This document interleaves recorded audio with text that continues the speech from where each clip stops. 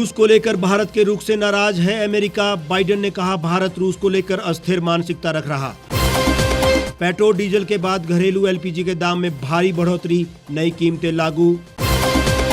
आप और आरएलपी का टारगेट हिमाचल फतेह। आम आदमी पार्टी के रोड शो के लिए 6 अप्रैल को हिमाचल आ रहे अरविंद केजरीवाल और भगवंत मान कार्यकर्ताओं में भरेंगे जोश। केंद्र ने कोरोना के खतरे को देखते हुए किया अलर्ट। टेस्ट, ट्रीटमेंट, ट्रेसिंग, टीकाकरण बढ़ाने और कोविड प्रोटोकॉल अपनाने की हिदायत। आज 22 नए मरीज मिले। और सरकार बचाने को इमरान का आखिरी पैंतरा। पाक पीएम की सुप्रीम कोर्ट से गुहार, खरीद फरोख्त में शामिल बागियों के वोट न गिने जाएं।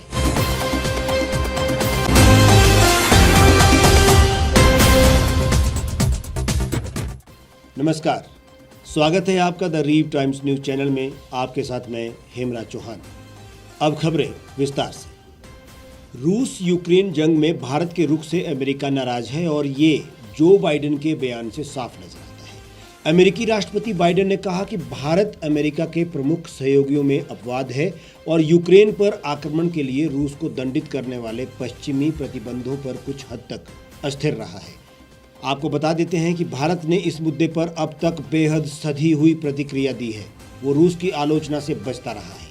यूएस बिजनेस लीडर्स की बैठक को संबोधित करते हुए जो बाइडेन ने कहा कि क्वाड सहयोगियों में संभावित अपवाद के साथ भारत इसमें कुछ अस्थिर है, लेकिन जापान और ऑस्ट्रेलिया बेहद मजबूत रहे हैं। उन्होंने आगे ये भी कहा कि नाटो इससे पहले कभी भी इतना ताकतवर और एकजुट नहीं रहा जितना कि आज है।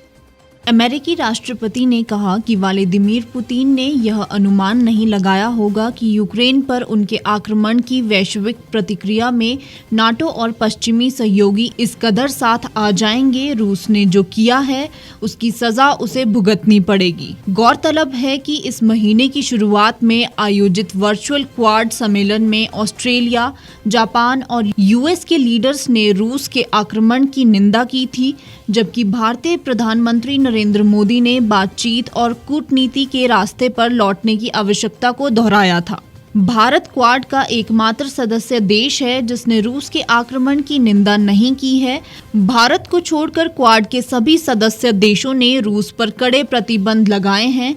इतना ही नहीं, भारत ने यूक्रेन पर संयुक्त राष्ट्र में महत्वपूर्ण वोटिंग में भी भाग नहीं लिया था। उसने केवल हिंसा की तत्काल समाप्ति और बातचीत की वापसी का आह्वान किया है। रूस को सबक सिखाने के लिए अमेरिका सहित तमाम देशों ने उस पर प्रतिबंध लगाए हैं। यूएस चाहता है कि सभी देश उन प्रतिबंधों का समर्थन भी करें। अमेरिकी राष्ट्रपति ये भी चाहते हैं कि भारत खुलकर इस मुद्दे पर बोले और रूस की आलोचना भी करे। हालांकि भारत अपने रणनीतिक हितों को ध्यान में रखते हुए ऐसा करने में दिलचस्पी नहीं दिखा रहा है। यही बात अब जो बाइडेन को अखर रही है। घरेलू एलपीजी सिलेंडर के दाम में 50 रुपए की बढ़ोतरी हो गई है। नई कीमत आज से लागू होगी। घरेलू एलपीजी सिलेंडर के रेट 6 अक्टूबर 2021 के बाद बढ़े हैं। आपको बता देते हैं कि अगर आप अब मुंबई में घरेलू एलपीजी सिलेंडर खरीदेंगे तो आपको 949.50 रुपए देने होंगे और अगर कोलकाता में आप घरेलू एलपीजी सिलेंडर लेंगे तो आपको 976 रुपए चुकाने होंगे। यहाँ पहले घरेलू एलपीजी सिलेंडर की कीमत 926 रुपए थी। इसके अलावा चेन्नई में घरेलू एलपीजी सिलेंडर की कीमत 915.50 रुपए में बढ़कर 965.50 रुपए हो गई है। हिमाचल प्रदेश में पहले ही ये आंकड़ा 1000 से ऊपर का है। इसके अलावा उत्तर प्रदेश की राजधानी लखनऊ में घरेलू एलपीजी सिलेंडर की कीमत 938 रुपये से बढ़कर 987.5 रुपये हो गई है। वहीं बिहार के पटना में एक घरेलू एलपीजी सिलेंडर अब आपको 1039 रुपये में मिलेगा, जो पहले 998 रुपये का था। डीजल पेट्रोल के दाम में भी लंबे समय के बाद एक बार फिर से बढ़ोतरी हुई है। डीजल और पेट्रोल की कीमतों में प्रति लीटर 80 पैसे की तेजी आई है।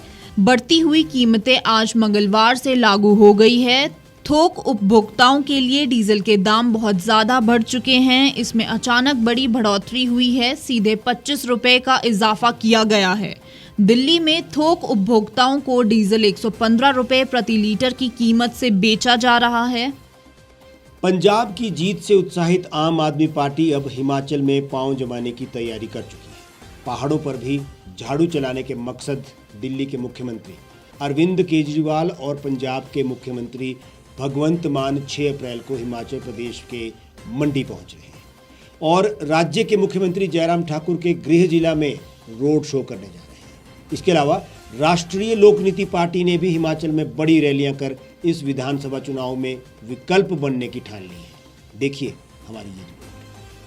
दावा किया जा रहा है कि आपके रोड शो में 25,000 से अधिक कार्यकर्ता शामिल होंगे।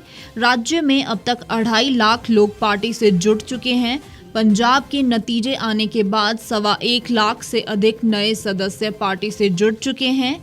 आपके प्रदेश प्रवक्ता एस जोगटा ने बताया कि मंडी के रोड शो के दौरान कांग्रेस और भाजपा के कई दिग्गज नेता आप में आ रहे हैं। उन्होंने दावा किया कि बीते 1.5 सप्ताह के दौरान दोनों प्रमुख दलों के नेता आप से जुड़ चुके हैं और कई लाइन में हैं। आप में भ्रष्टाचारियों को शामिल नहीं होने दिया जाएगा। केजरीवाल और भगवंत मान आगामी विधानसभा चुनाव की नई नींव रखेंगे और कार्यकर्ताओं में नया जोश भरेंगे। आप पार्टी के रोड शो के लिए तैयारियां शुरू कर दी गई है। इधर नगर निगम चुनाव में राष्ट्रीय लोक नीति पार्टी दमखम के साथ हाथ आजमा रही है और उसी को विधानसभा की तैयारी मानकर प्रदेश में तीसरा विकल्प बनने की फिराक में है।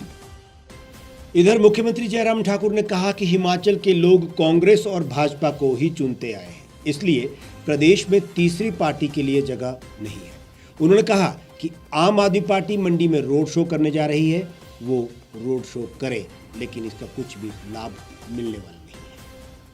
केंद्र ने दक्षिण पूर्व एशिया और यूरोप के कुछ देशों में कोविड संक्रमण के बढ़ते मामलों के बीच हिमाचल प्रदेश समेत सभी राज्यों को एहतियात बरतने को कहा है।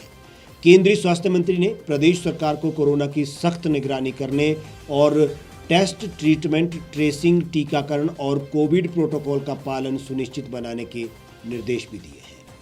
केंद्र ने राज्य के सभी पात्र युवा, वयस्क, बुजुर्गों व सरुग्णता वाले रोगियों का टीकाकरण बढ़ाने को कहा है। साथ ही राज्य सरकार को निर्देश दिए गए कि प्रदेश का हर एक वासी मास्क, सामाजिक दूरी, हाथों को साबुन से बार बार धोने इत्यादि नियमों का पालन सुनिश्चित करवाएं, क्योंकि खतरा अभी टला नहीं है। हिमाचल में बीते 24 घंटे के दौरान 3069 लोगों की कोरोना जांच की गई।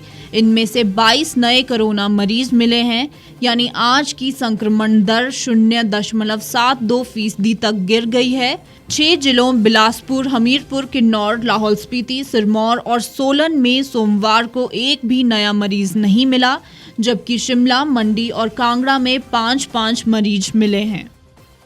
इधर प्रदेश में आज 74 लोगों ने कोरोना को मात दी है। इसके बाद एक्टिव केस कम होकर 239 रह गए हैं। प्रदेश में अब तक कोरोना से 4113 लोगों की जान चली गई है। पाकिस्तान में मचे सियासी घमासान के बीच प्रधानमंत्री इमरान खान ने सरकार बचाने के लिए अपना आखिरी दांव चल दिया है। इमरान की पार्टी तहरीक इंसाफ ने पाकिस्तानी सुप्रीम कोर्ट से खरीद फरोख्त में शामिल बागी सांसदों के वोट न गिनने की अपील की है। इसके लिए संविधान के अनुच्छेद 63 का हवाला भी दिया गया है। रिपोर्ट्स के मुताबिक पीटीआई की ओर से कोर्ट में पेश किए गए ड्राफ्ट में कहा गया है कि हॉर्स ट्रेडिंग में लिप्त सांसदों को अयोग्य करार दिए जाने को लेकर अनुच्छेद 63 के प्रावधान है। इसीलिए ऐसे सदस्यों को संसद में दोबारा नहीं आने देना चाहिए और उनके वोट को किसी संवैधानिक या लोकतांत्रिक प्रक्रिया में नहीं गिना जाना चाहिए। माना जा रहा है कि विपक्ष के पास अब करीब 200 और इमरान के पास करीब 145 सांसद है। बहुमत का आंकड़ा 172 है। इमरान और उनके मंत्री जानते हैं कि वोटिंग में सरकार का गिरना तय है, लिहाजा वह इसे टालने के लिए हर कोशिश कर रहे हैं। विपक्ष के साथ ही अपनी ही पार्टी के उन सांसदों को भी धमकाया जा रहा है जो सरकार के खिलाफ वोट दे सकते हैं। पूर्व पीएम नवाज शरीफ की बेटी मरियम नवाज ने अपने चाचा और पाकिस्तान मुस्लिम लीग नवाज के मुखिया शहबाज शरीफ को प्राइम मिनिस्टर पद का दावेदार भी बताया। मरियम ने इमरान पर तंज कसते हुए कहा कि अगर इमरान में ज़रा भी शर्म बची है तो उन्हें कुर्सी छोड़ देनी चाहिए। हमारे आज के इस बुलेटिन में फिलहाल इतना ही। आप देश और दुनिया की तमाम खबरों के लिए हमारे साथ बने रहिए और देखते रहिए द रीप टाइम्स।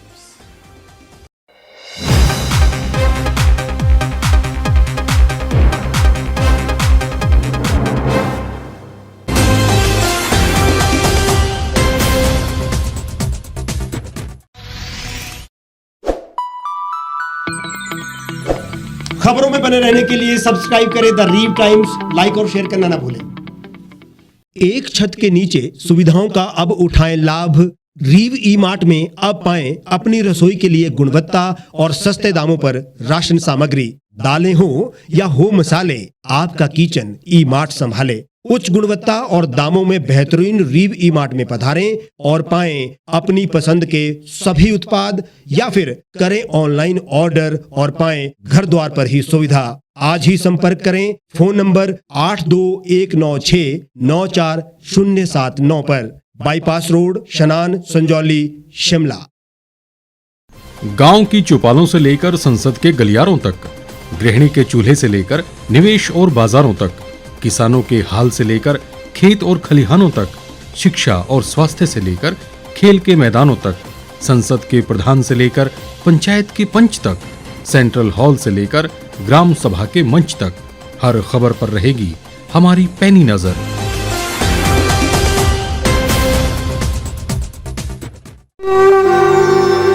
भारतवर्ष, जिसे आप दशकों से सुनते आए हैं कि सोने की चिड़िया थी। इसके पंख पहले मुगलों ने कुतरे, फिर अंग्रेजों ने, और आज राजनीतिक प्राणी कोई कोर कसर नहीं छोड़ रहे। आज भी लगभग 25 करोड़ लोग रात को भूखे सोते हैं। करीब 2 करोड़ लोगों के पास घर नहीं है। भ्रष्टाचार में हमारा 176 देशों में 80 नंबर आता है। औसतन 100 महिलाओं के साथ हर दिन ज्यादतियां होती है और ना जाने क्या क्या। देश की संसद से कुछ ही दूरी पर चादर लपेटे सैकड़ों लोग सुबह नील गगन के नीचे सोए हुए मिलते हैं। क्या आप एक ऐसे भारत की परिकल्पना नहीं करना चाहेंगे जहां कुछ ऐसा किया जाए कि 1 वर्ष के भीतर देश में कोई भिखारी या लाचार भी आश्रयहीन न रहे? लोगों को सभी सरकारी सेवाएं घर द्वार पर ही प्रदान की जाएं, ताकि दफ्तर या कर्मचारी के चक्कर ना काटने पड़े। भ्रष्टाचार जड़ से समाप्त हो जाएगा। सेवा प्रदाताओं की पब्लिक रेटिंग यानी जनाकलन और तकनीक द्वारा अपराधों का शून्यकरण किया जाए। स्वास्थ्य और आधारभूत शिक्षा सभी के लिए समान गुणवत्ता के साथ निशुल्क प्राप्त हो, और भी बहुत कुछ। यदि आप इस पवित्र राष्ट्र निर्माण यज्ञ का हिस्सा बनना चाहते हैं तो आज ही राष्ट्रीय लोक नीति पार्टी से जुड़ें। अब देश राजनीति से नहीं, लोक नीति से चलेगा। विजिट करें वेबसाइट rashtriyalokniti.org।